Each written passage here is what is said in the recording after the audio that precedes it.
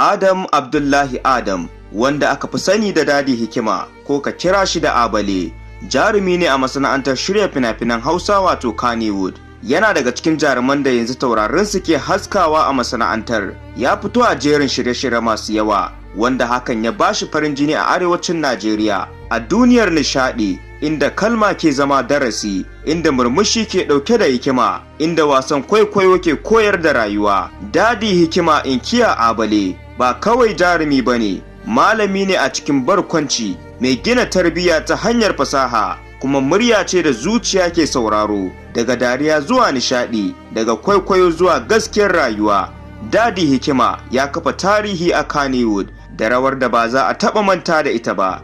Jarumi mai sauƙin kai, mai girmama al'ada, mai ɗaukar nauyin tarbiyyar al'umma, kuma abin koyi ga matasa. Lokacin da ya bayyana a allo, ba barkwanci kaɗai kake gani ba, kana ganin hikima, daraja da gaskiya. Abale Dadi Hikima, tauraron da ya haɗa nishaɗi da